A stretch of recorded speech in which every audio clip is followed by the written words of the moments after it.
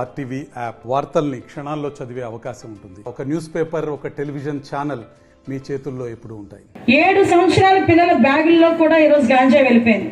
మీకు అనుకోవచ్చు ఆ ఒక్క క్షణం ఆ గాంజాలో ఉన్న మత్తులో మీరు పొందిన ఆనందమో వాటెవర్ ఇట్ మేబీ ఏం జరుగుతుందో తెలియదు, కానీ ఆ బంగారు భవిష్యత్తు తర్వాత జరిగే 20-30 సంవత్సరాల భవిష్యత్తును నాశనం చేస్తుందన్న సంగతి తల్లిదండ్రులు కూడా గమనించుకోవాలి.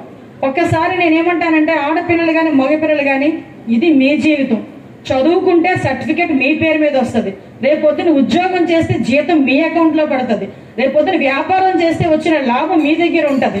అంతేగాని ఈ రోజు తిరిగి మీ అమ్మగారిని మీ నాన్నగారిని చూసే బాధ్యత ఉన్నప్పటికీ వాళ్ళ అకౌంట్ లోకి వెళ్ళి పడదు, వాళ్ళకి ఎవరు డిగ్రీలు.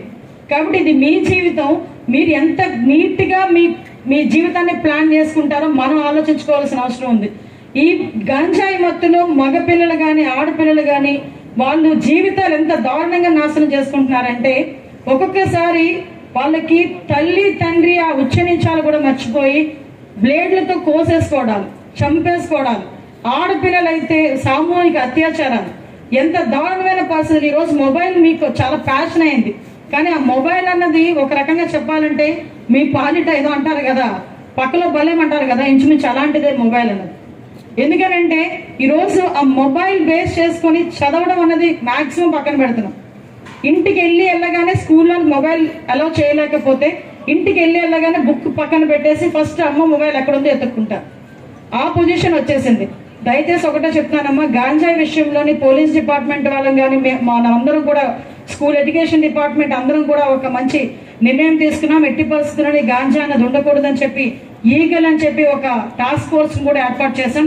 ఈగల్ టాస్క్ ఫోర్స్ ద్వారా ఎక్కడైనా ఈ గాంజా రవాణా జరిగినా, గాంజా పెంచినా కూడా డ్రోన్స్ ద్వారా వాళ్ళందరినీ కూడా కనుక్కొని ఆఖరికి టెక్నాలజీ ఉపయోగించుకొని ఎవరైనా యూజ్ చేస్తున్నా కూడా చాలా ఈజీగా మా అందరికీ కూడా తెలిసే విధంగా టెక్నాలజీని కూడా బేస్ చేసుకున్నాం.